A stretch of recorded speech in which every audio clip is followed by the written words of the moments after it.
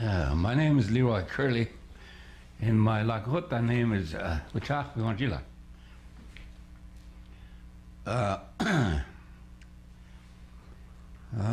I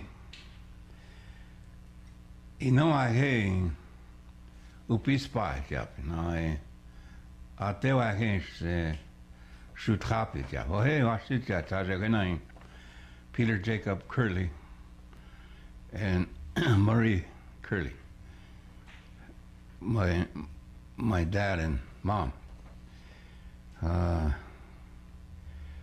They lived out to the west end of the reservation, in the along the Moore River, south of Thunder Butte. And I was born in a tent in 1935, and without any doctor or nurses, just a midwife. But she's quite expert, I guess, because I'm here thanks to her, whoever she was. I didn't know. And since my dad was a lay reader in the Episcopal Church, why I was given an anglicized name, Leroy Cleophas Curley, and so all my records show that, but at the same time we kept the cultural ways going, so I received the name Leroy from my great grandfather of the 1800s who lived in that era, and he was a scout, and he was killed in action as a scout for the Lakota Akichita, the Lakota soldier society called Tokala. So we have that name preserved. I'm carrying it forward, and two of my grandchildren have that name also. So it will live on. I can remember going to school all the time. All the time going to school. Looked like I was always in school. Nine months out of the year. And one time I went to summer school. So, but I liked it because I was trying to learn as much as I can of what they were teaching us. And I never spoke English, so I was also trying to learn English. I never spoke a sentence of English until I was, say, in high school.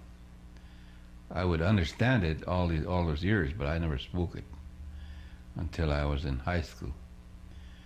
And then a half-breed by the name of Jasper, my friend Jasper, he really spoke English quite well. So I played with him and played basketball, this and that with him, and from him I learned conversational English. And I've studied English all these years. It's something that we have to do. Native people have to learn two languages to get by in the world, whereas English-speaking peoples have it easier. Their kids have it easier. So we have to work twice as hard as English-speaking students to learn the subjects of the school curriculum. Now I can remember my grandparents, but they didn't live long after I got to, well, just barely able to picture what they looked like. I can still picture my grandma, one of my grandmas, and one of my grandfathers. But they died when I was too young to know them at all. But I can remember the fluent Lakota language that they spoke, and I learned from them. I'm quite fluent in Lakota, so that the Lakota language controls me first. Then I translate into English what I do now. So it's controlling. It still controls me. The Lakota, fluent Lakota ideas that I learned from my parents and my grandparents. I can remember some of the stories of my grandfather. He said I shouldn't tell his story, one dramatic story that he told me, because it involved violence with the incoming European peoples. Probably French, because French came in here first. But he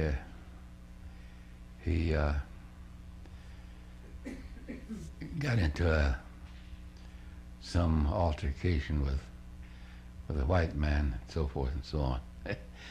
That's a violent times those times. But I wouldn't tell the exact nature. But they had violent times in those times. Those stories that I can remember are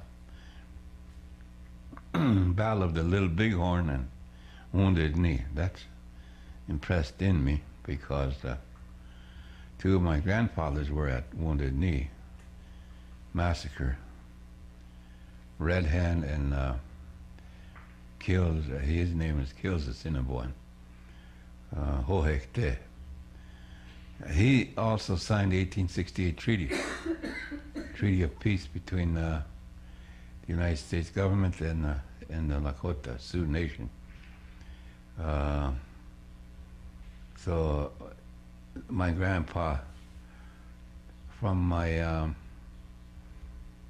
mother's side, Hohekte, he signed the 1868 Treaty of Peace, and here he was slaughtered 22 years later in Wounded Knee by the 7th Cavalry, who was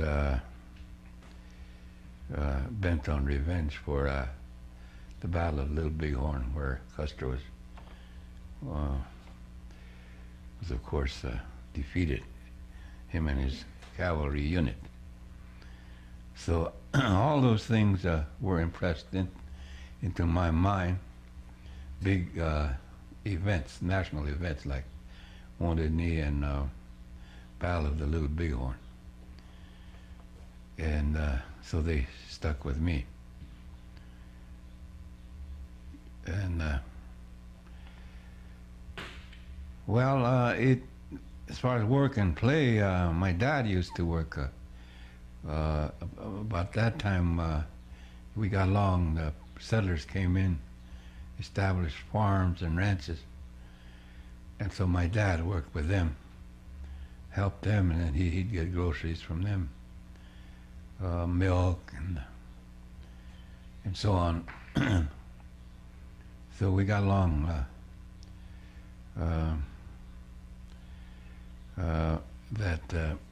No problem after that, after 1890.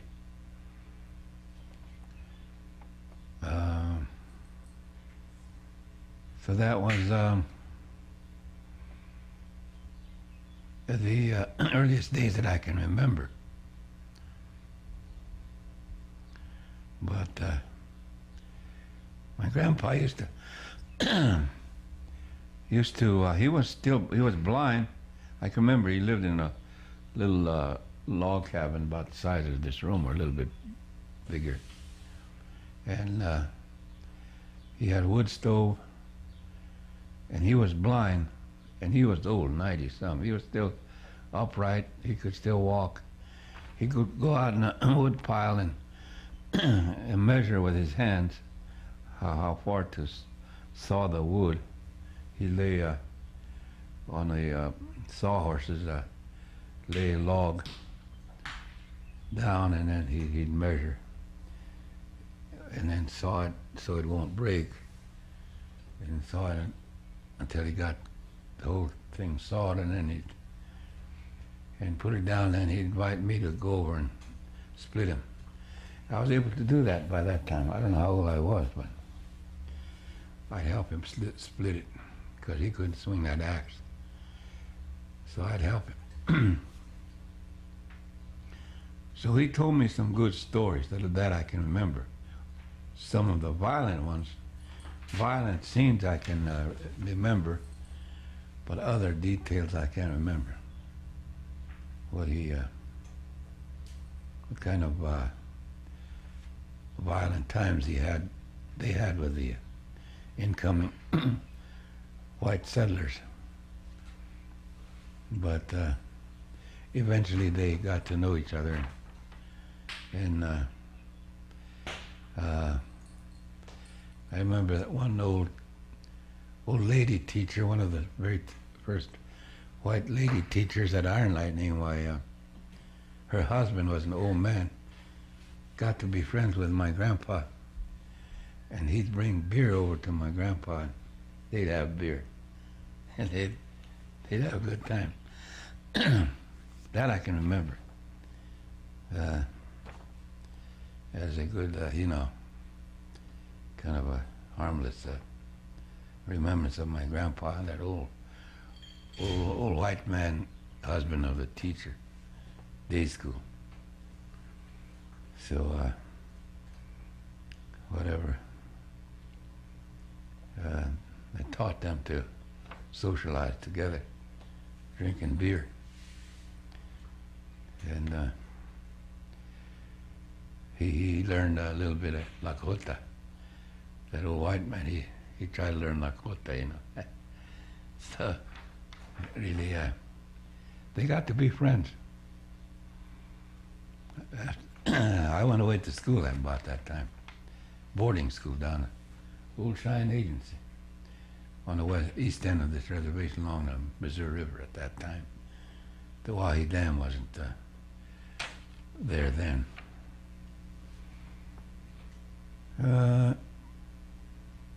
So there was a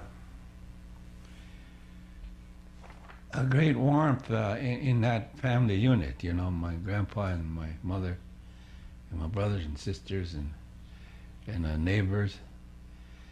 There was hardly any fighting amongst the kids I can remember.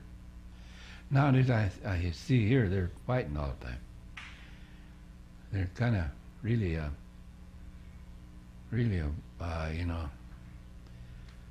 even little ones can fight each other, right across the street here and there. So that type of fighting wasn't around then because it was peaceful times, I think.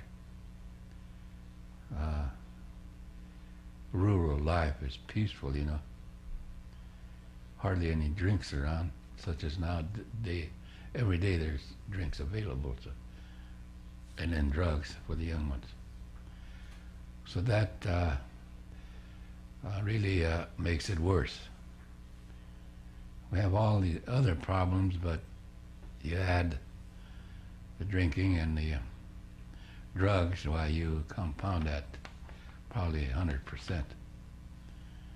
So that's the difference in my time growing up and now.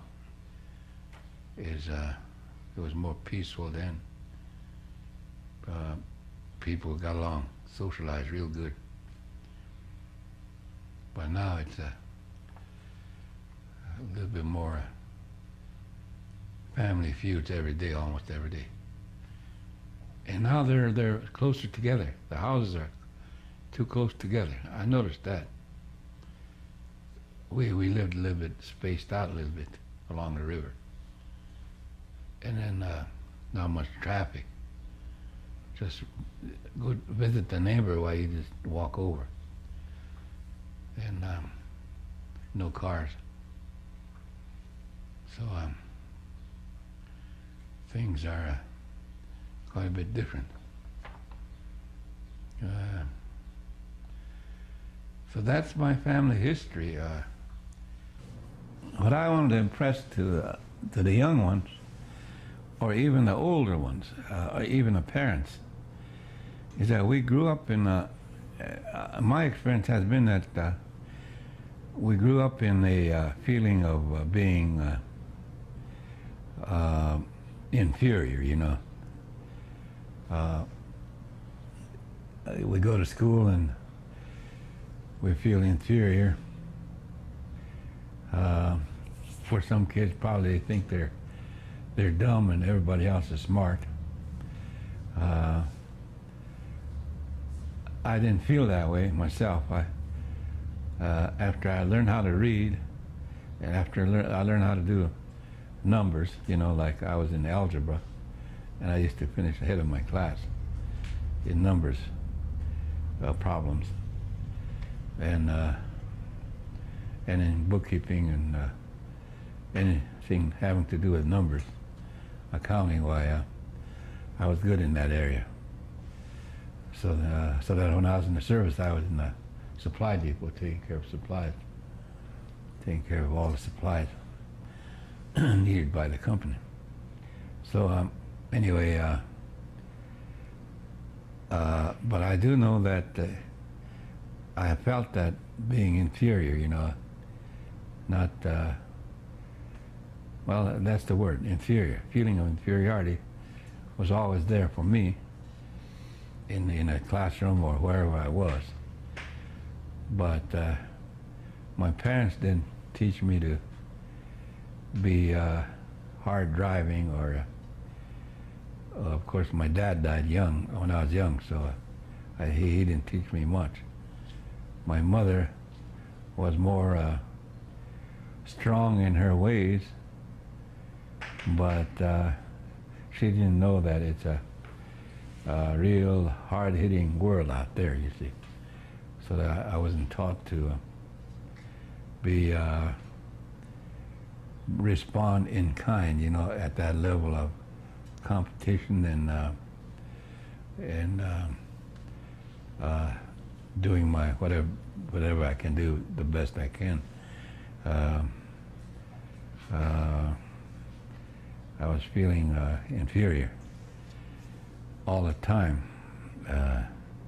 So I kind of, maybe that's not true with most kids. I don't know, but I think that could be a message that could be given to the kids, that we are not inferior. We have base 10 number system, no different than Hindu Arabic. The Hindu Arabic base 10, ours is base 10. They wrote it, we didn't write it down until I wrote it down. I made the symbols for it. And all the number operations are there, like addition, subtraction, division, multiplication. They are all there. It was all in our minds how to work these things. Addition is iapi, subtraction is yuchabichu, division is kiyukse, multiplication is tonakigule, or kigle for short. So you have all these things, a base 10 number system, so nothing that we can learn in school is foreign to us as far as arithmetic and so forth, mathematics. It's already ours. So that's why I got good grades in that area. Well, now if the kids could learn that we have a history of numbers, if they learn that, we have it in our history, part of our knowledge base is base 10, all these numbers, then it's ours. They can go ahead and learn. And maybe they're intimidated by it now, some of the kids. Maybe they think they're stupid. I don't know, but I'd like to teach them that history of our base 10 number system. Also the 41 letters that I made. You can use that to write in Lakota. Whatever you say in Lakota, you can write with those symbols, 41 symbols. So there's many things that as I study and follow my great grandpa Chakpi Wanjila, who was a scout, I follow his path, so his bent, you know, I guess I inherited that through blood. that I work and scout areas that we can explore to our advantage, you know, like that, numbers and letters and other areas, other studies that I'm doing, that we can bridge the two cultures, and for myself, I did that so that there is no superiority in one or the other. We all walk on the same ground, about the same number of years. No one lives to be 500 years. If you're superior, you should live 1,000 years. But we're all dying off at a certain point, so that shows there's no superiority. See, I study science to see what the scientific method does, but I see scientific science, its method is very narrow.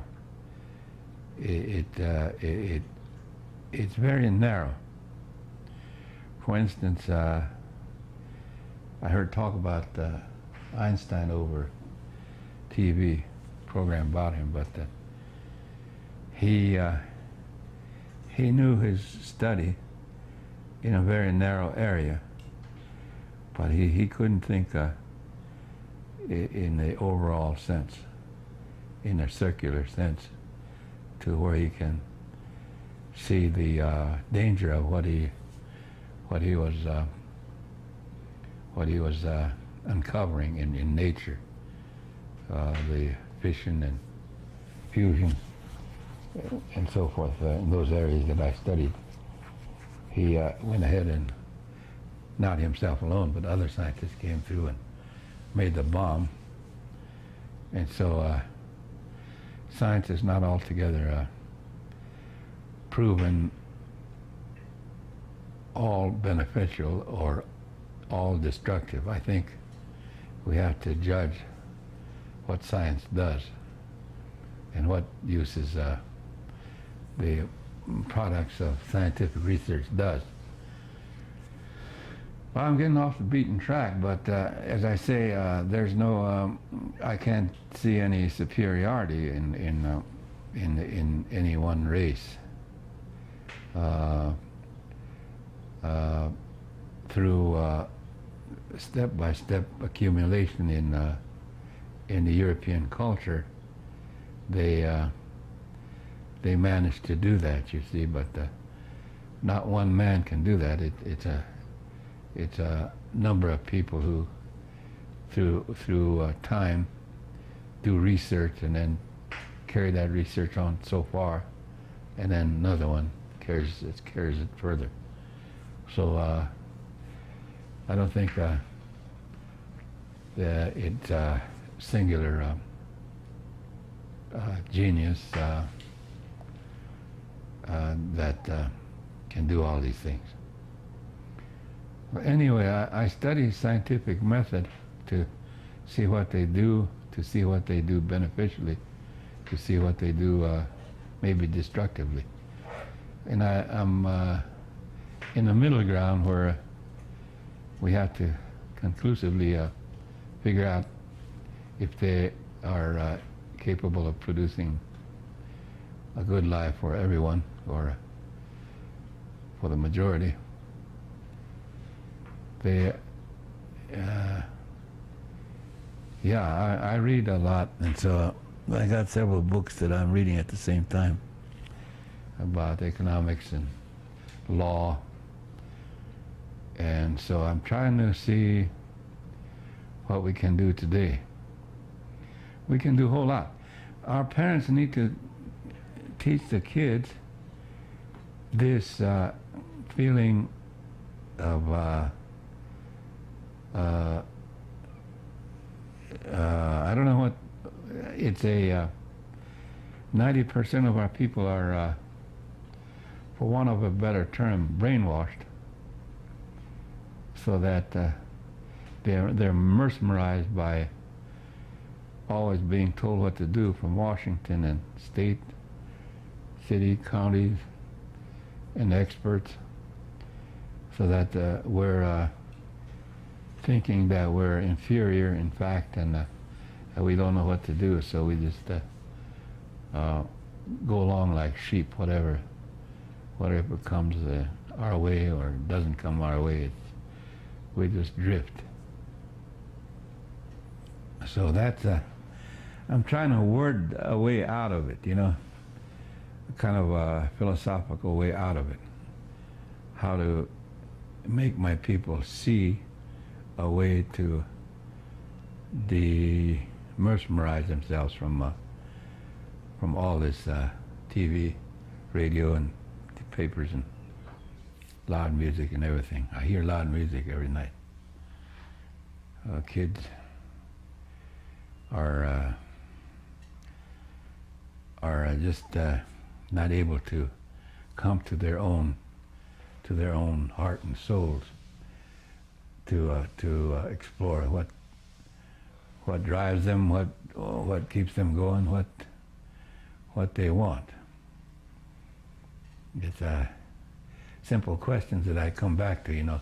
Takuyak Shinhoi means, what do you want? You have to answer that for yourself, each one, the little ones, the middle-aged ones, the old ones.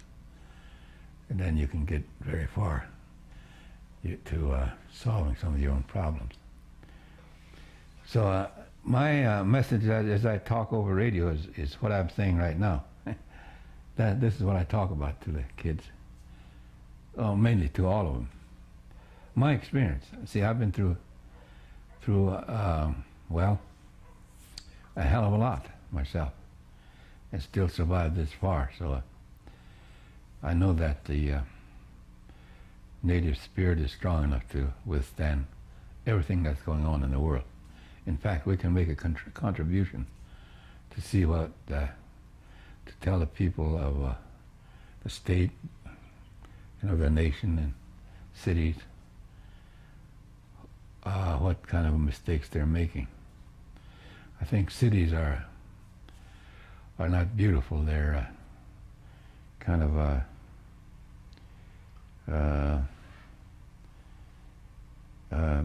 of an anthill, big anthills where human beings have no cause or no good reason to live like ants. They should spread out more. Those cities that I've been in, and I've been into Paris, France, L.A., well, they're just a headache, and we're getting to be that way here in Eagle Butte, I think. Some of these newer housing should be spread out some more along the highways. And they're doing that now. Further west of Dupree, there's some houses scattered out. That's the way they should build them, along highways and water lines and electrical lines and phone lines, but spread them apart so that there'll be a healthier living that way, instead of packing them in here like this. Is part of the problem, I think. So that's part of the latter-day work that I've been doing.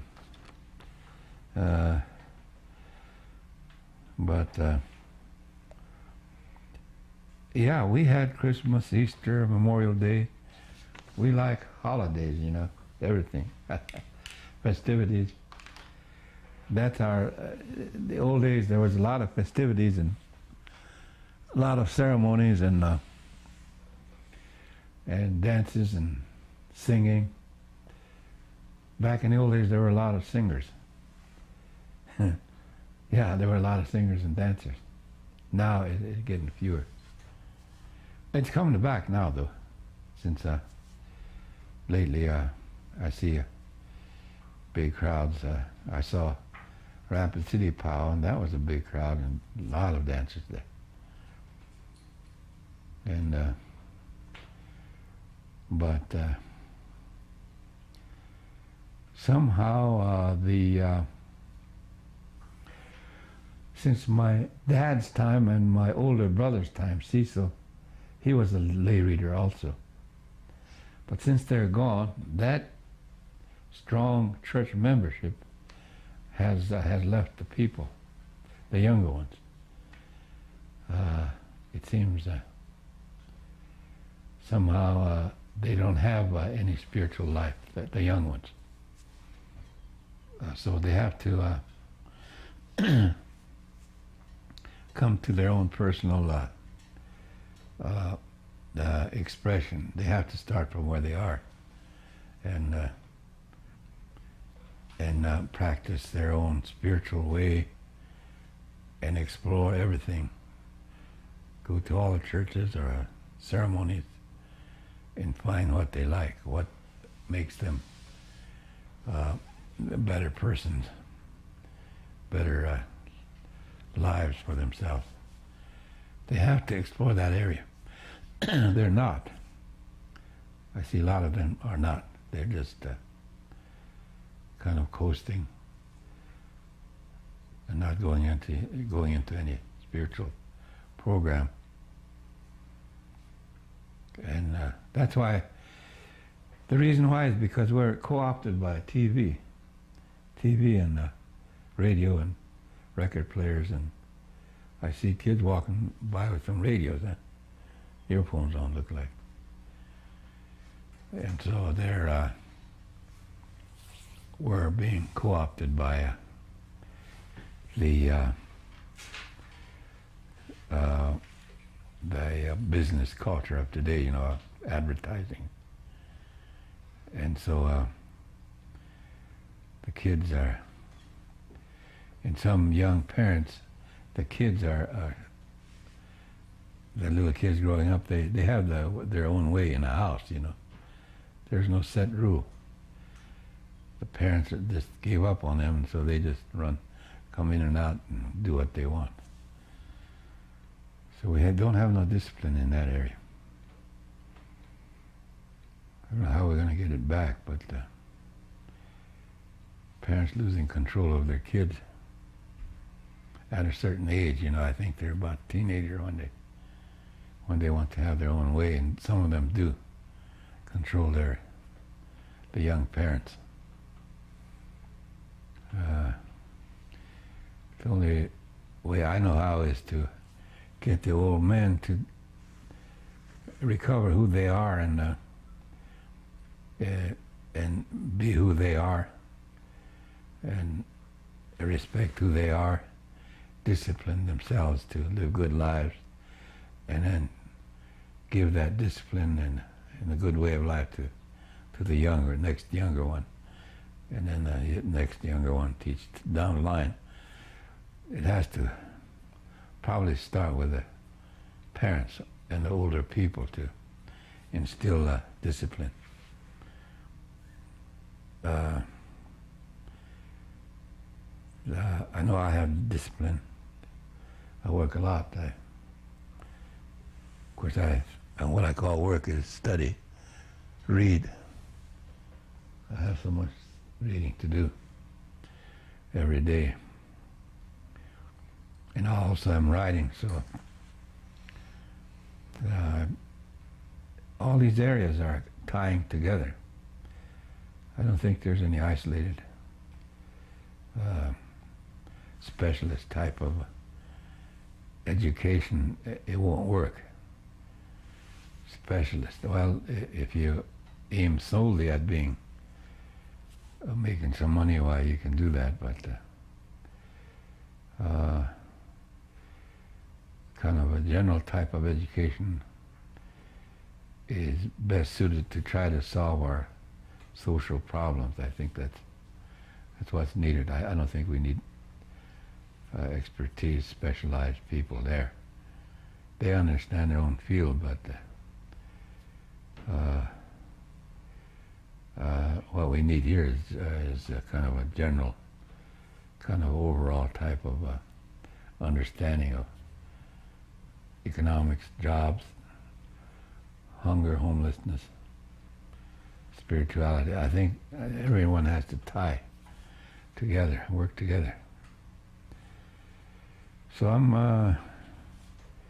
I'm confident that more people recover who they are, recover their strength and their discipline and work.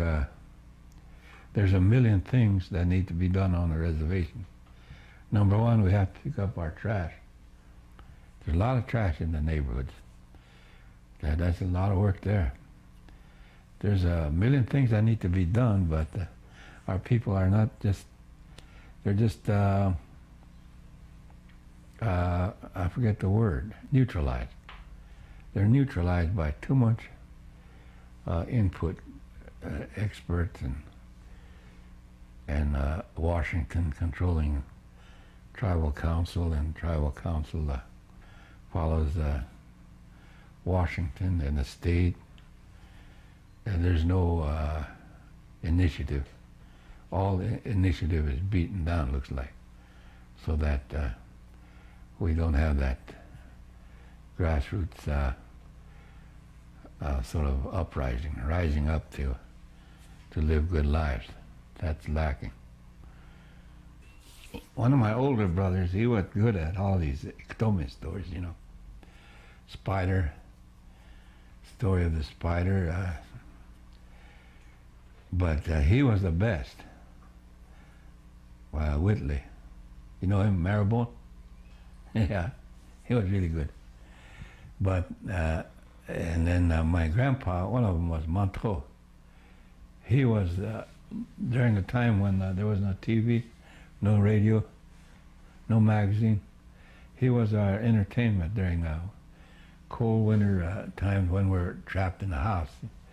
Even early evening before we went to sleep, Montreux is bear. Montreux would come in, he's an old man. They'd feed him coffee or tea or cookies or something. And then if he's hungry, they'd feed him too. And so he'd sit down and then he'd tell all these legends. He probably knew hundreds of them. So he'd tell stories. I remember sitting next to him, and it's entertainment, you know, what he's telling. And then pretty soon I go to sleep. Everybody goes to sleep. Why? Next morning he's not there. He took off for home, and we'd be in bed. So that was our entertainment. But I'm not good at telling these stories. That's for certain legends. Briefly, I mean, in a general sense, I know the stories, but to really be a storyteller like Whitley, or I think Mary Louise Defender does that too, better, probably better than me. I'm not a storyteller. I'm more trying to arrive at a sort of a kind of a mechanical or kind of a general picture of my culture and white culture and where we are today and so on. So I deal in large ideas. I do better in science, economics, the governing ideas in those areas. So I'm not a storyteller. I'm not very good at detailed stories. But I read that book, yeah. Just to get an idea of what they're doing. And so I think in that area, I think everybody else has covered those areas better than I can. Legends. I know I wrote that the general time sense about the Tashiagamuka, the return of the Tashiagamuka. I had that in a paper once, I think about a year ago, 2 years ago, where when the Tashiagamuka returns, the meadowlark, that's the beginning of spring, and of course, Omanka Techa. Omanka Techa is Manka is earth, Techa is new earth. Omanka Techa. New earth is when the meadowlark comes back and the green shoots of grass coming out of the ground, and so that's the new earth. And in this closely related meaning there is new year. The beginning of the new year begins when the meadowlark returns and the green grasses come up.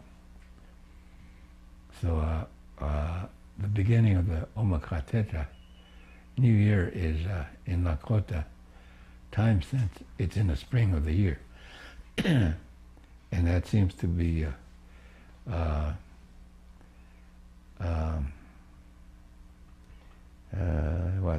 ecologically or geographically or kind of universally true, in that it is a new earth.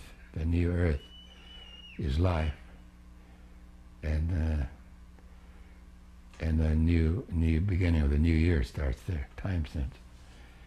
Whereas in the European time sense, it's in the dead of the winter and the dead of the earth, quiescent earth.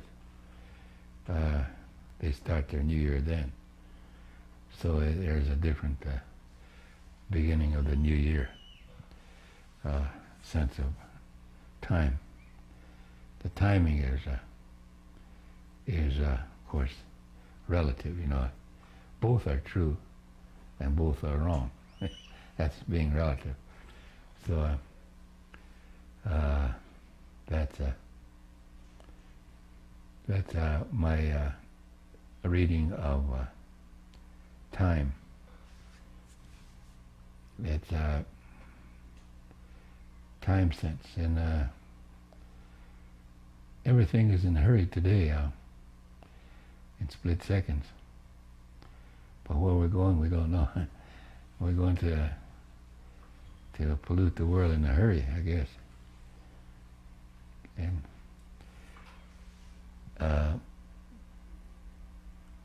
so we need to rethink our what we're doing. We need to help the tribal council, for instance, in their deliberations about economic development. We need they're doing all right so far with the buffalo herd. I like that. Nothing wrong with that.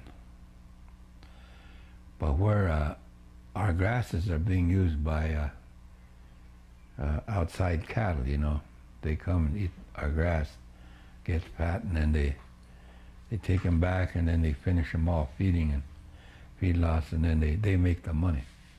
And if they pay us below market rate lease monies on our tribal lands and in our individual lands. That's been going on for the last 60 years. And that's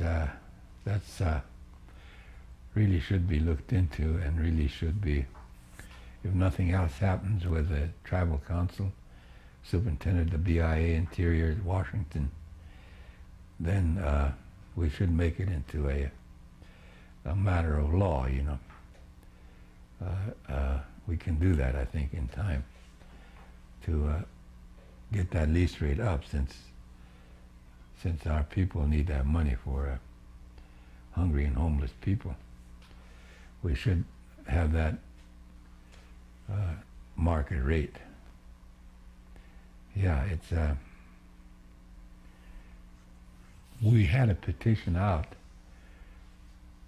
Greg Ducheneau and I, we carried the petition around, got signatures, handed it in, but they said that there were some ineligible voters, so they disqualified our petition. But through pressure, the council themselves went from $3 to $4 per animal unit, I think. And then that just that $1 raise threw all the acres at tribal lands totaled out to the $3 to $4 jump in yearly lease rates, brought in $250,000, $250,000 to the tribal general fund. So I know we were being cheated out of a lot of income every year. But tribal council, really, they own they control the range unit, so through self-interest, they themselves don't want to raise that because they use those range units themselves. There's a conflict of interest there. There are points of law in there that we need to look at as we go on in a political year. We have elections and so forth. We could take a look at these things. So I'm getting off what I'm supposed to be talking about. But these are all related to, I believe, present-day issues. And so that's why I'm constantly involved today and into the future. What kind of life I want to see for my people. I'm dissatisfied, not because I want to overthrow the council or any government for that matter. It's because the programs are not working. It's because I see homeless, hungry people. That's the reason why I criticize the council and any government that I can see. So my criticism is not personal. It's systemic. It's a system-wide criticism that I do of the whole politics and economics and all those terms. So that's my area. I hope I'm said anything useful at all. The number one is the kids. They shouldn't feel inferior at all. They should just go right ahead and learn and play and do the best they can. Their parents have to know that too. They got to teach their kids to not feel inferior, to not feel down. And so that was my experience in very brief terms. I always felt culturally inferior in many other ways. But now as I study my own culture, I don't need to feel that way. I just want to get the message across to all my people that we're not second class. And we make it that way. We become second class by being sheepish and by being not exercising the powers that we have. Everyone has some power to do things, but if they don't do it, then they remain powerless. So we have to start doing things. Yeah, kids have a lot of talent. They have a lot of drive, but through lack of encouragement or themselves feeling probably inferior, why they don't do anything at all. So I think it's an attitude that I want to instill in everyone to go and do things and make mistakes, trial and error, whatever, but do things. And then they can find good ways to live. Yeah, the spiritual program, they just had this convocation. I don't know how it went over. Did anybody attend convocation? No? Yeah. So it seems to me the first two or 3 days I hear phone calls. hardly anybody there, not much. The last day was a big crowd, I guess. The last program, Sunday. So that's spiritual development is what our kids need. Well, everyone. But they have to do it themselves. They have to actually go to a lot of churches, go to a lot of ceremonies, and then find out for themselves what works for them. For myself, I believe in my traditions, in all the 7 sacred rites, and what I'm developing in myself is the fluent Lakota language worldview, the way I see things, and I trust that Lakota fluency. It's very great in common sense terms. Don't need to use long words. They're just plain common sense that makes you see a lot of good things. Don't have to be learned. You can see things as they are just by walking around and seeing things. And so I'm just, right now I can confidently say that I'm Ikchirichasha. When they say Ikchirichasha, well, that's who I am. And Lakota, Oyate, Tituma Lakota Oyate. That's part of who I am. And Ohenumpa. There's a lot of string of words that describes who I am. Ikchirichasha, Tituma, Lakota, Oyate, Ohenumpa. The Ohenumpa is 4 bands, one of the 4 bands. See, I'm related to all of them. My mother says we're Itazipcho. And from my grandfather's side, it's Ohenumpa. He's the one that, who signed the 1868 treaty, the Wolakot. So I put great value in that area. And then we Chachpiwanjila from my great grandpa's side. So in order, and then Leroy Curley, the last one. So 5, 6, 7, probably 8, 9, 10.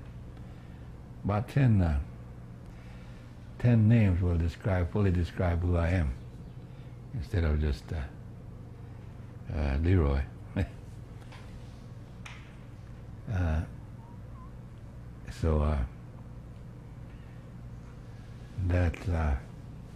Then of course what I do, people say some say I'm a writer. I've been called a doctor. And then there's so many people write me a letter.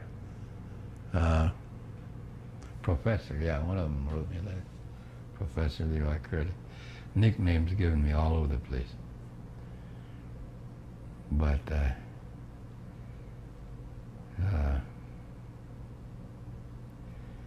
yeah, I guess that kind of summarizes who I am, and I'm comfortable with who I am. In fact, really at home lately. I don't feel any anxiety or no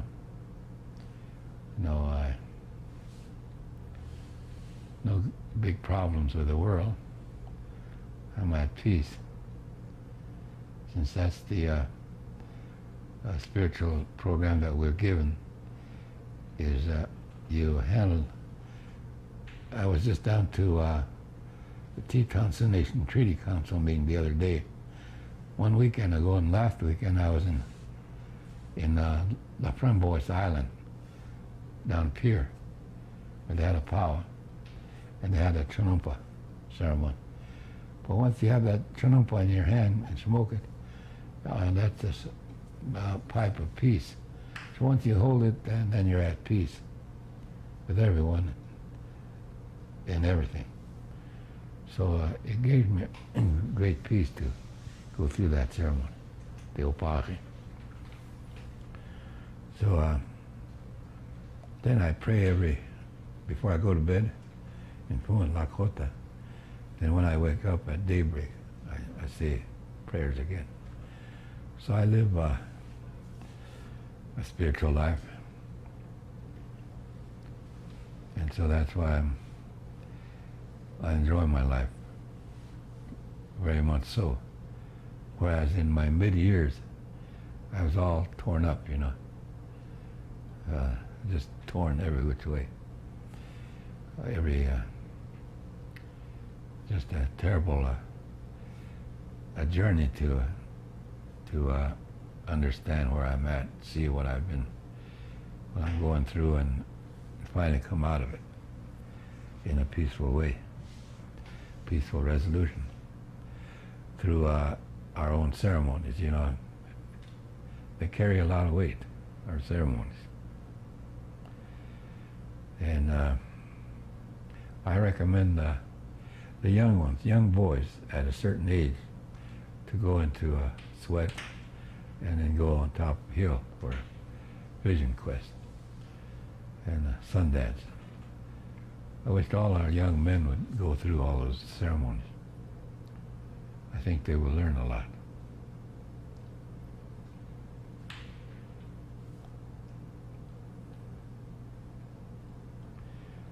Yeah,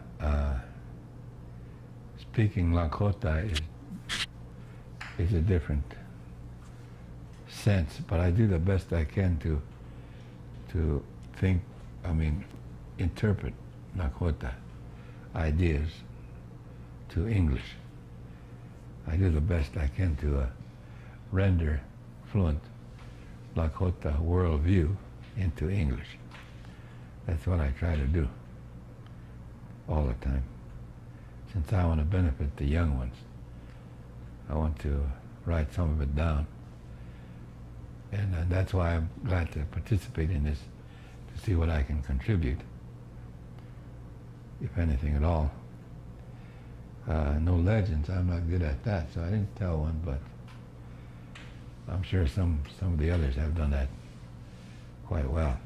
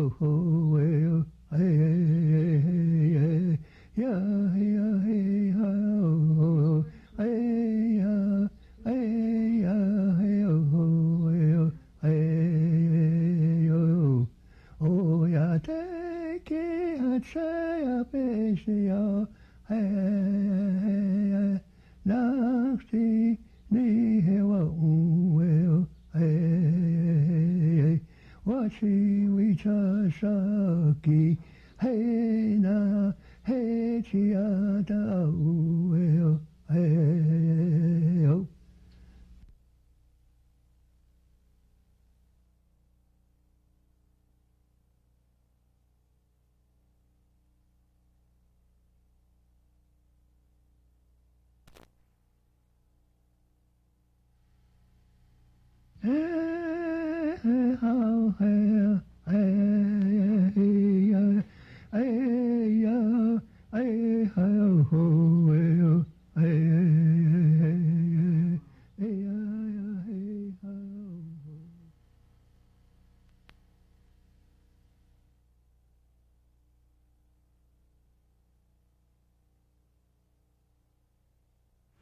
name is Lorraine, Lorraine Hayes, and I'm from Cheyenne River Agency, South Dakota.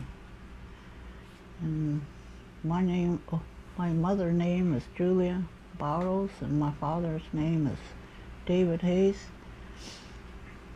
And my mother passed away when I was 2 years old, so from there on my grandma raised me, my grandma and my grandfather from there on. And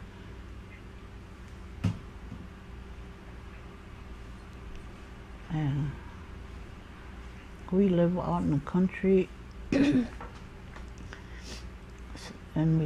when we started going to school, we moved closer to a day school, and from there we go to day school from there. And every school year we're there, and vacation we're out in the country again. And my grandpa he planted a garden out there, and we helped him. He planted a garden with team and horses, and me and my brother go behind and plant the seeds, and he covers them coming back and like that. And then after that,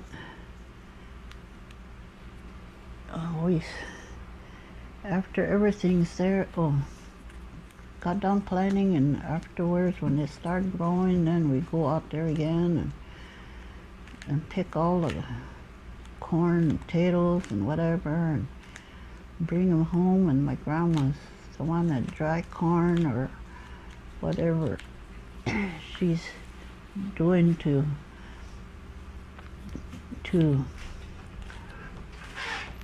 put the food away for during the winter. That's what we had during winter times. And me and my brother, we were out there picking berries too, and that's what she dries to during summertime. And all that stuff that she dries, that she put away and use it for winter.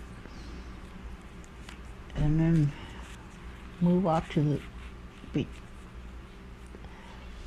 school years, we moved back and closer to school, and from there, every month she goes to grocery shop and team and horses to Eagle Butte.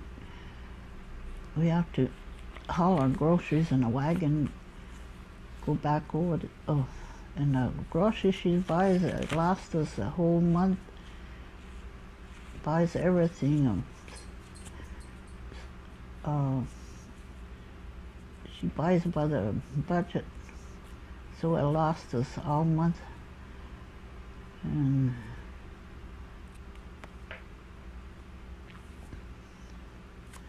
then me and my brother, we go out, and he hauled wood, and I helped him, and he chopped wood, and I helped him carry inside, and we haul our own water and ice wintertime. That's what we use to drink water, make our own water that way. And then he make hay, or cut hay, and haul them back in the horses, Tim and the horse, for the horses, and so that's what they have for the winter. And then after grade school days, they sent us to boarding school, but my grandma's getting blind. Excuse me. It's getting blind, so one year she talked to the councilman, and she let us. The councilman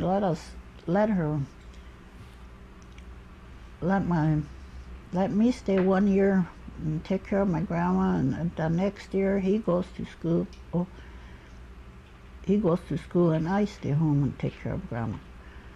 So year after year, one of us had to stay home until my grandma passed away. I was in 1957. She passed away,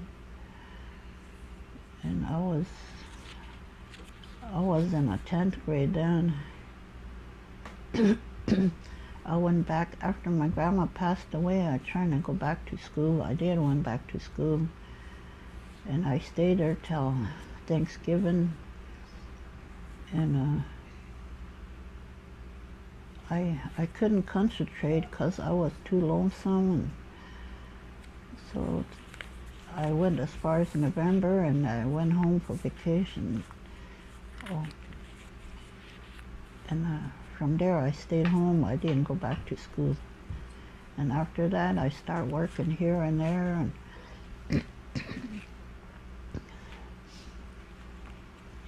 working here and there, and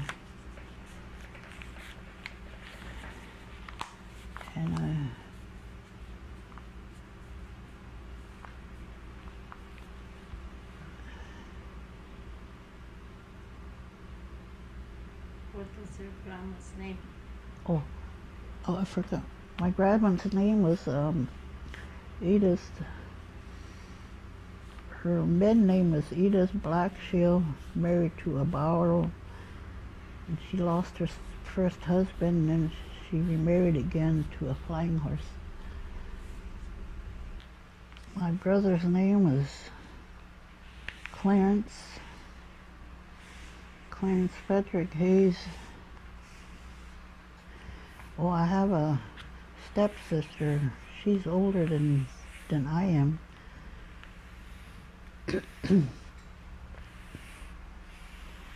But we really wasn't raised with her because she was way older than us. Just me and my brother raised together. After I was working here in Butte, and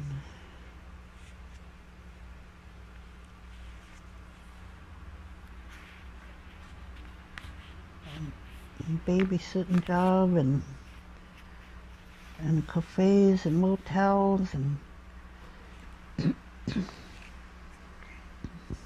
until I got married. I got married in '65. And after we got married, we went on a relocation, and we went to Cleveland, Ohio. We stayed there 1 year. He took up an auto mechanic for a year, and he finished school there, and after that he started working there, but he didn't like it, so we moved back here again, and we lived here about a year in reservation. And I had a daughter in 1960, and we was with her, and we signed up another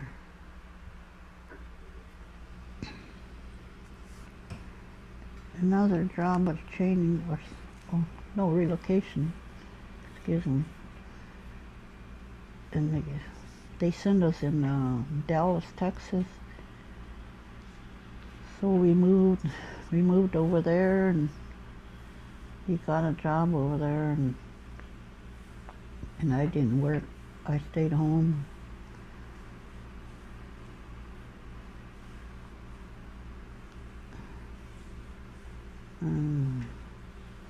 We stayed there about 6-7 years. We lived there, and after that, my daughter goes to school over there, and for Head Start, half a day, and I worked in a hospital as a nurse's aide.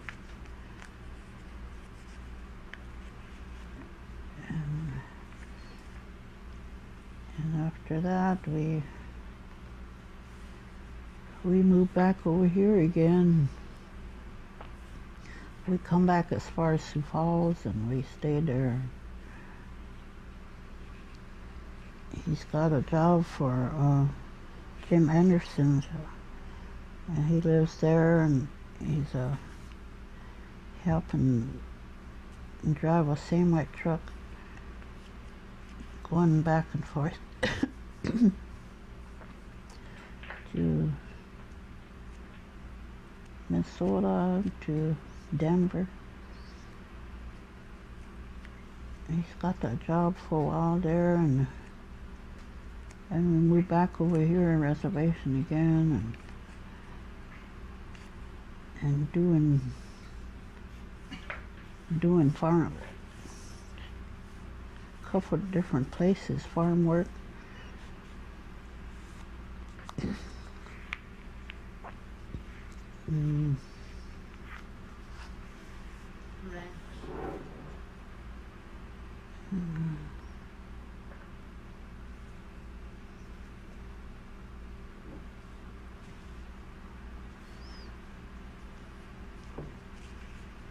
And then we moved to, I forgot the year, but we moved to Minneapolis. He bought a home over there as VA pension, GI loan. He bought a home over there, and we lived in Minnesota for a while. And we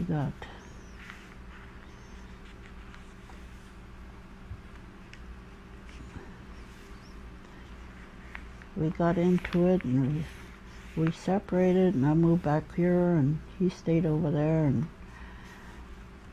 then he sold a house and everything.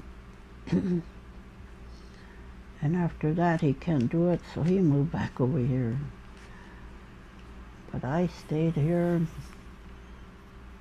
with me and from Minneapolis. We adopted, before we moved back over here, we adopted a little boy from my niece. She was going to leave him at the hospital, and I took him from there when he was 4 days old. I took him from there on till he's 31 years old now. My oldest daughter is 38, and my youngest is going to be 18 in November.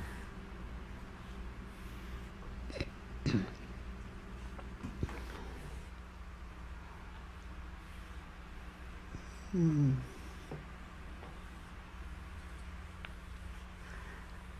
I got my divorce in 76.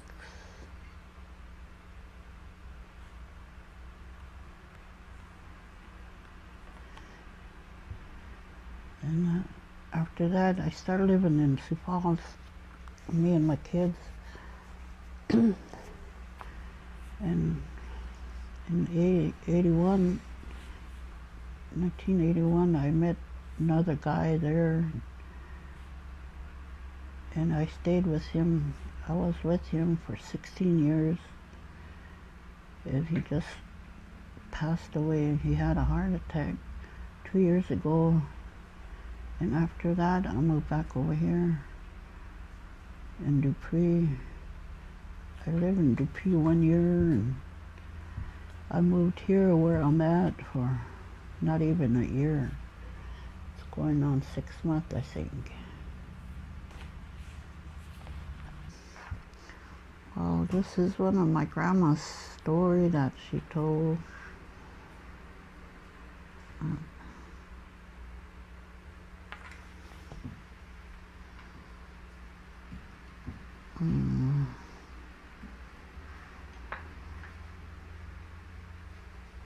I talk in Indian? Uh-huh. Yeah, you can.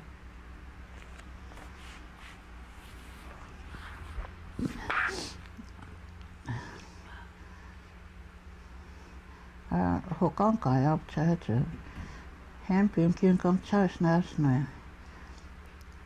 Gish it a walk down. When I walk on kong that's just not enough of me come. So it's not just no work like I'm. Honey,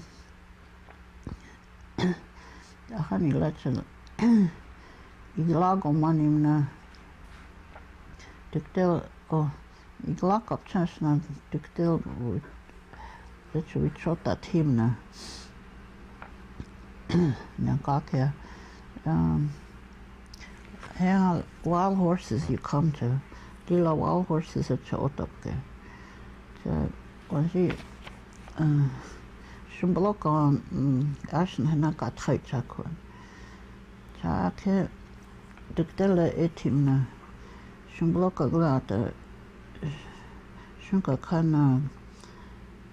You have got it, guess an 8 chak. A color. We shot the time we had that yaka. Yeah, chat or lemon kaja. Shunka can't had your own get. You just shunka can't eagle had you chong get. And get the pain and good sessions out the pain get you slow or you got it with chong. Look at the horses in the oven.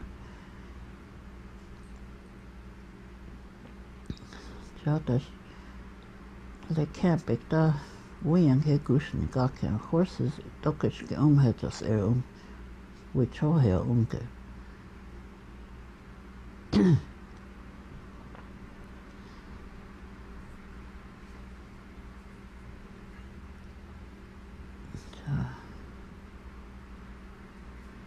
Dokish get.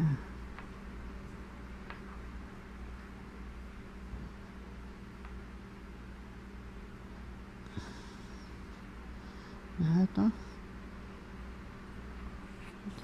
toch is kijk van kwana wexer.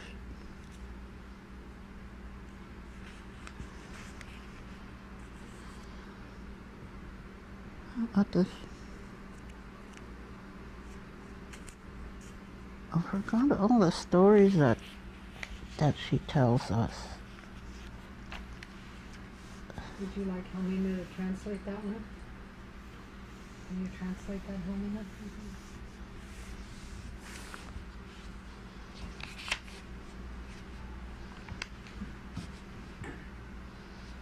Yeah, my Aunt Lorraine was telling about a story a long time ago. How the Dakota people camped here and there among the prairies. And I guess there was a lot of wild horses. Here, she said they camped at one site, and there was a lot of wild horses, and this we called it the stud, the leader of the horses, the mares, were leading all these horses, around, And here, one morning, a woman disappeared from the camp, and they looked for her. And here, they found her where the herd of horses were. And here, she wouldn't go back to the camp. She stayed there with the horses, and she can run as fast as the horses can run. Pretty soon, her hair got longer and longer and longer, and she was dragging her hair, but she was as fast as the horses can run, and she was amongst the herd. She never went back to the camp where she left from. She never did. She was with the horses from then on. herds, they go, they go here and there amongst the prairies. This girl or woman is riding a bit fast. She can run as fast as the horses run. And that's what I'm just going to tell the story of a woman that joined a herd of horses, wild horses. She never returned to the camp. She lived with the horses after. My grandpa taught how my brother raised the horses and all that outside work. And my brother,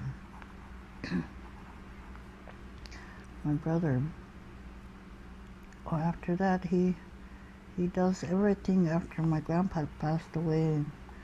He'd take over on that, on what he has to do. And he knows how to break horses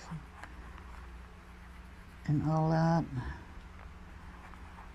So that's how he makes his money. He works out in a ranch, break horses, and they pay him for doing that. $25 a head he was making.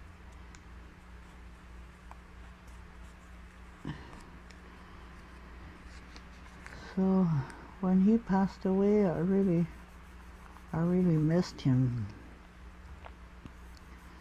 I really took it hard because just me and him was raised together and do things together and all that.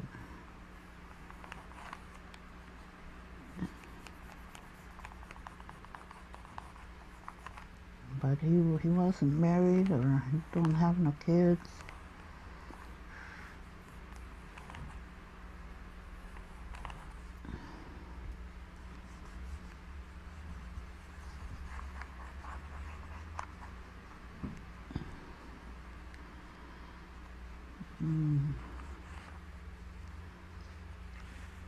My older sister, she's married. She has 3 girls, but after she had her 3rd one, she died with her 3rd one.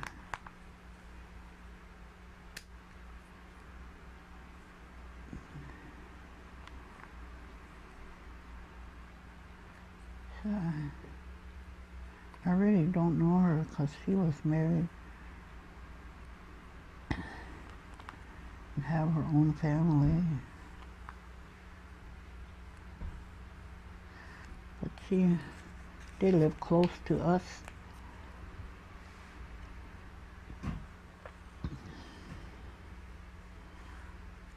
And after she passed away, my grandma took the 2 girls, so she raised those 2 girls next.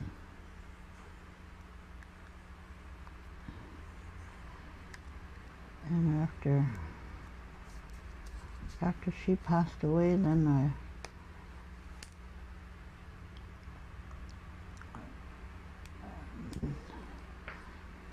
they took them to different homes till they got old enough.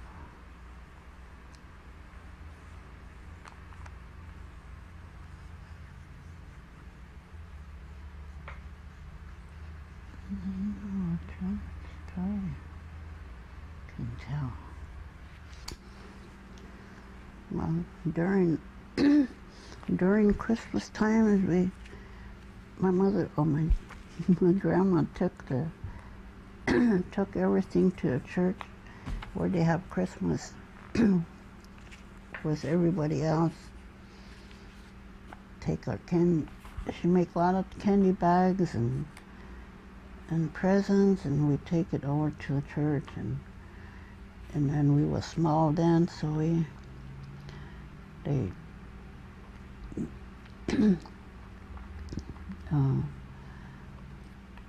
we have to say some verses in Christmas program. We say verses or sing songs and stuff like that. And we have a nice Christmas.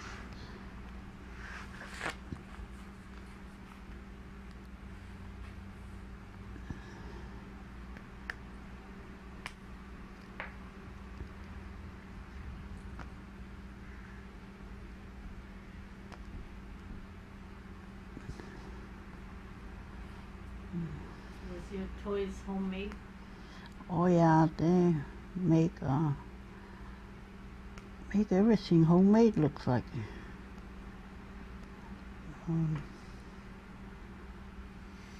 They're homemade dolls and stuff like that.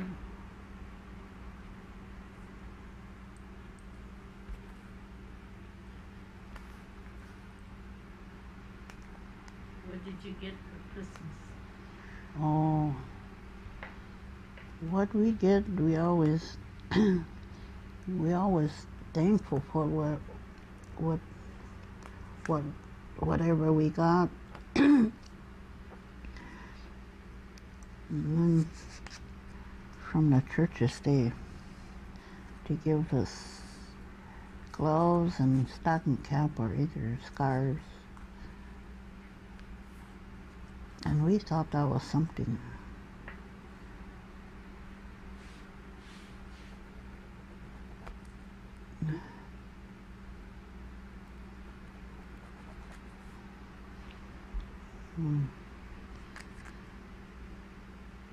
Did you shake hands to Santa Claus or anything? Oh yeah.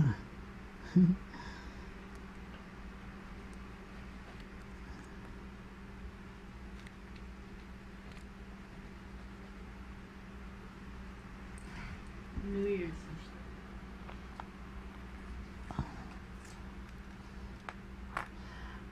New Year's the same way. At New Year's, they play games there. They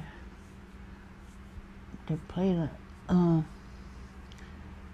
they fold your face and they turn you around and give you a safety pin with a tail, and you're supposed to make that donkey give him a tail. You go straight, they put you straight line, you have to go straight and put that tail on the donkey. But some of them, they make it all by the face or by the feet or somewhere like that. And then the people will be laughing because sometimes they put it on the face someplace, by the eye or by the ear. And then again, what else they play? They play that. They play music and they go around and take it straight away, and you're supposed to try to keep a seat. They keep doing that till they take all the chairs away. Another game. Biting the apple. Or either that, eat a pie, and that's where you make a mess with, trying to eat it the whole pie, I think, the whole pie. See which one will eat up the whole pie first. Or what else they play?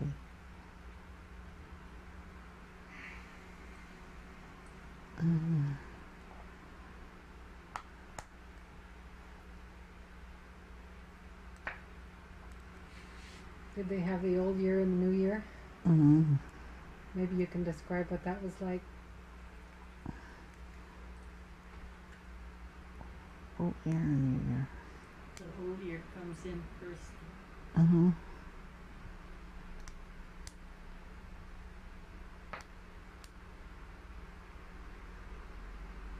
was it?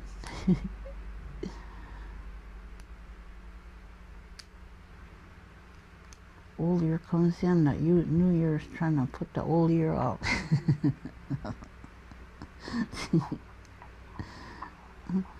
That was kind of funny. The old year wants to stay, but the New Year wants to put the old year out. I dress all kind of old stuff on this old one.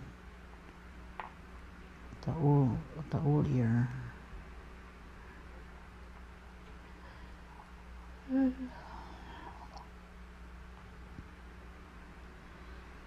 Well, that's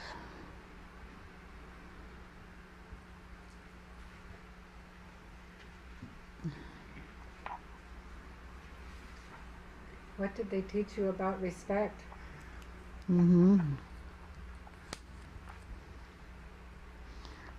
was teach how to respect elderlies. We go Sunday school every Sunday, and we go Bible school, vacation Bible school, 1 week. And that's where we learn our verses and songs. And Then Powell's, I never did go to Powell with my grandma, but after she passed away, that's when I started going. She was blind, and she don't hardly go to those because she's blind. But we always take her visiting relatives towards Bullhead and Bear Creek and different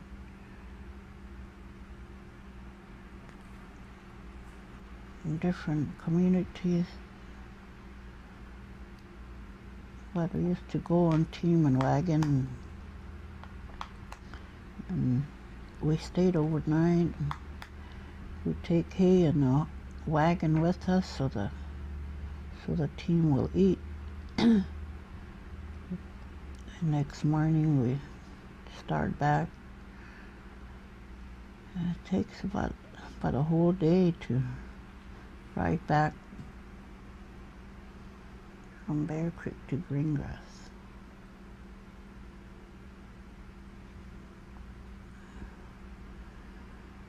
So they carry a lot of stuff because they camp out all of whatever they cook with.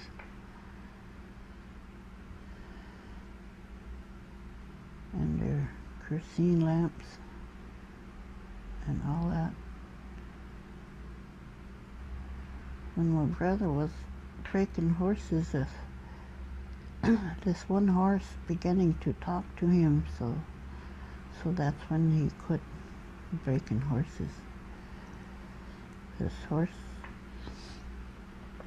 that one morning he come back, after he come back, he's trying to tell me something, and I didn't pay attention.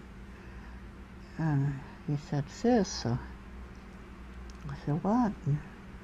This horse talked to me. He said, if I keep doing this, he said, that one of these horses will kill me if I don't quit.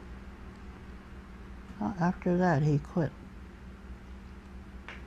So none of those horses didn't kill him. He killed himself.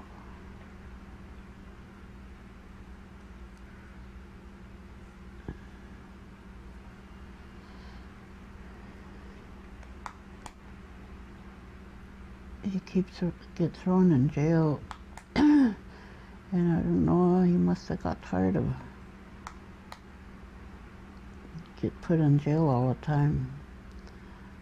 This one family, they was gonna, the cops are coming around and where they're drinking, and he passed out in that house, and they didn't leave him there. They picked him up, and I we lived next door, and they put somebody in the back seat. The cops was backing up, so I went outside and here, that was my brother. He was sitting in the back seat. So after they took off, I went over. There's nobody over there at the house. And I was going to ask him what he'd do, so they take him to jail. But there's nobody there. And pretty soon, a little while after that, there's a cop coming. And I was over to next door. And here was my nephew was a cop, tribal cop, and he's the one that come over. And he said, he told me, he come up to me and he told me right away. He said, your brother hanged himself. So I heard it. But I come out and I started running home, and I just saw him, you know, so to myself, took him to jail. So I turned around and I started running back where the cops were at. I went back over there, and here he told me, you want to go over there? I said, I'll take you over there. So I got in with him, and he took me to the hospital. I went to the hospital. Well, I couldn't believe it, that was him. I went in there, and looks like I was in shock. He was laying there covered with sheet, and I opened that sheet, and I didn't think that was him laying there. I was walking around and everything, but I didn't remember. They took me to one room, and they're trying to give me coffee or whatever I want to drink.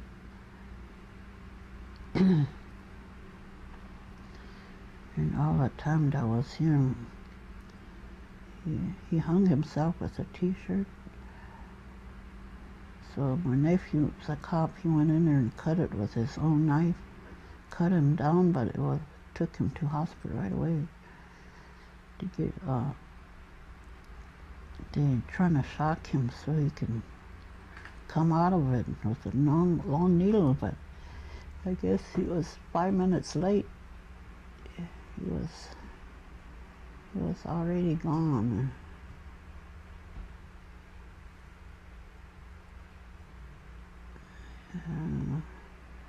I didn't think he'll ever do that.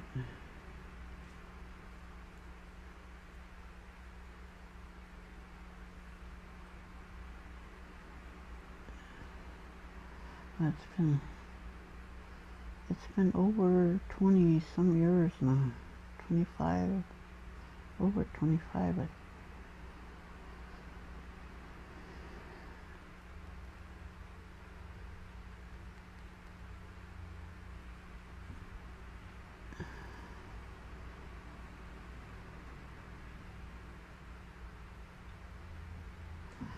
So I'm alone after that. Now just me and my kids. Sometimes I feel like giving hope, but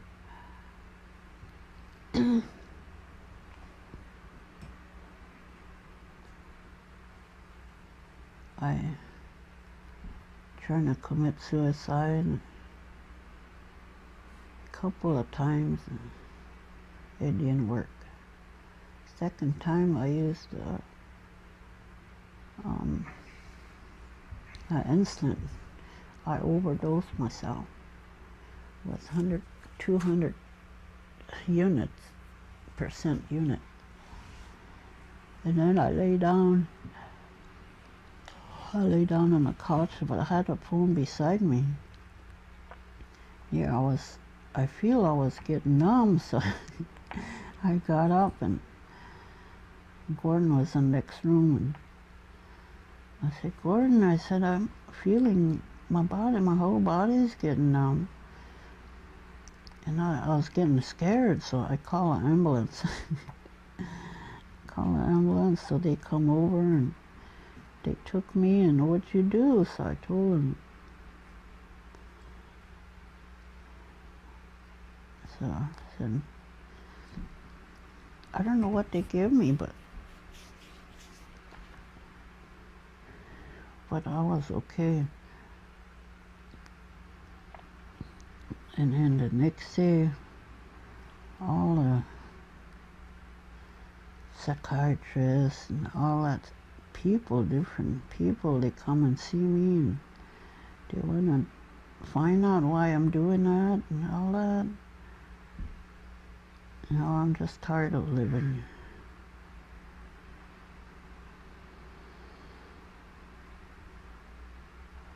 I said, the doctor said, if you did want to sleep, you wouldn't even wake up. Well, that's what I wanted to do. And here I got scared. Scared, so I called an ambulance. So maybe it's not one day. That isn't how I'm gonna die. So I took myself to the hospital. My brother did it, and why should I? But can I do that too? And here I can do it.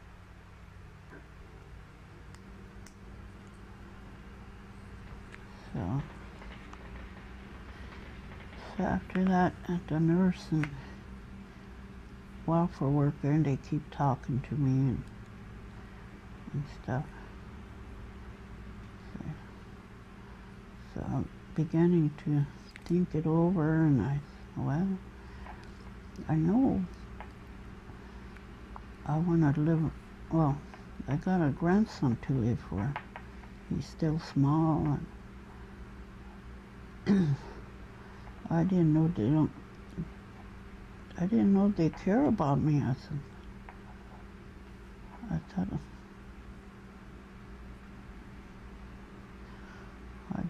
they need you.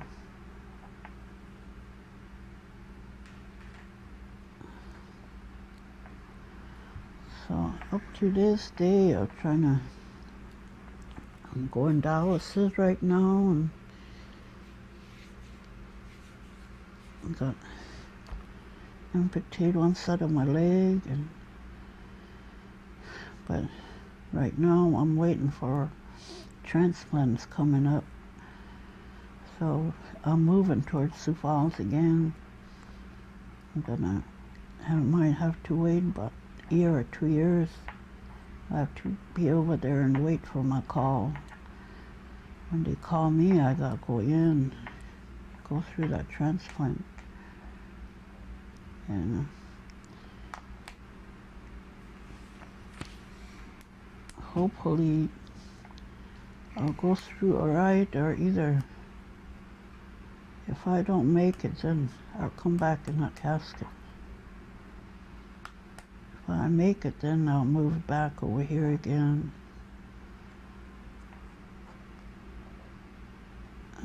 Live in a reservation again.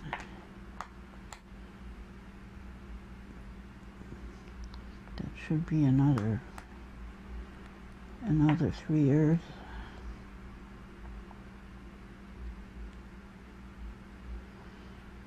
So I really don't know what's gonna happen to me. But I'm not scared of death. I go anytime he wants me to go.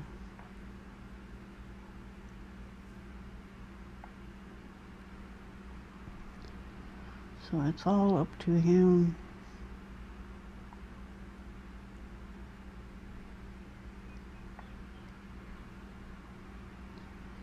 I'll have the doctor's experiment on me.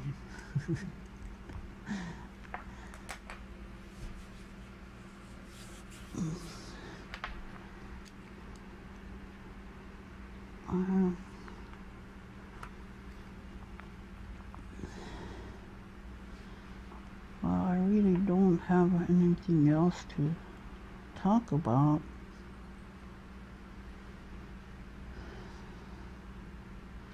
So it's been nice to talk about a few of about my life. A few things. Right now I can't. My grandma used to tell us a lot of stories, but I just can't think about any one of them right now.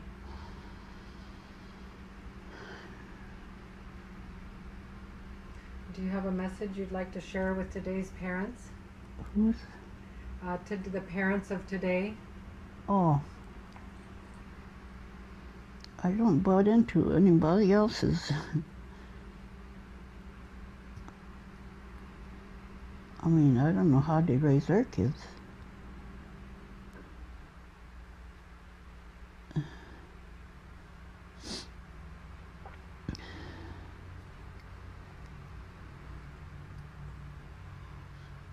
What I do is I go by my grandma's, how they raised us.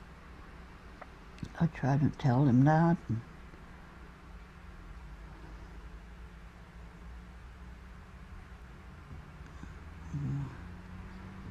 Tell them how to have respect for elderly,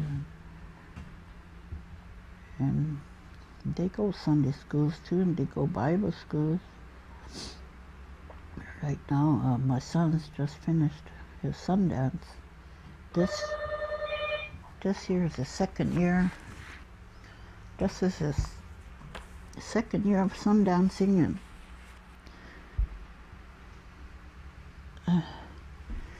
and last year he got pierced, and this year he got pierced again.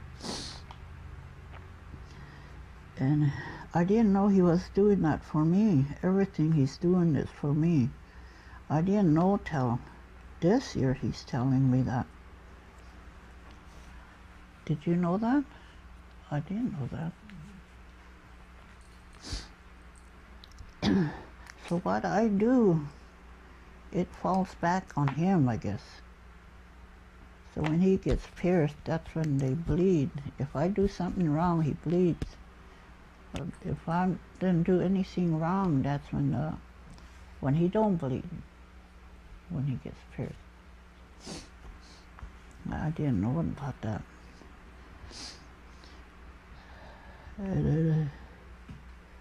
He stands on a hill too for me all night, and that's when he sees vision. He sees vision in there. And this year, he saw he had a vision about bustle. So now he's gonna have to make that, and they want him to be a dancer. So that's what he's gonna have to make himself one. So I guess I don't know when he's gonna start, but the first year or before he start, he dreamed about his mother with the pipe. So that's when he started his Sundance, and he got the pipe. So now he's got a pipe, and this is his second year. And he's got 2 more years to go. And his 4th year, I have to have a giveaway. Well, he's gonna have to. And that's how they do it. So I have to make 5 star quilts. End of 2 years. 2 years and all that. Well, he's married now, so I don't think he really needs us over there next year. I don't know if we'll be there next year or not.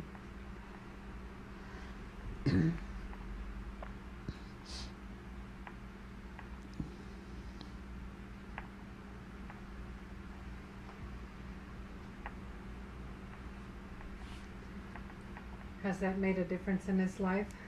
Yeah. last year when he seen a vision,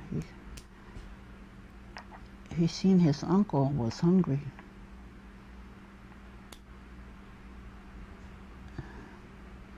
So we told him that. So that the family's supposed to go out and put a dinner for him. Feed whoever that wants to go be there. So we told him that, but they didn't do that, I don't think. Indian ways, they do it that way.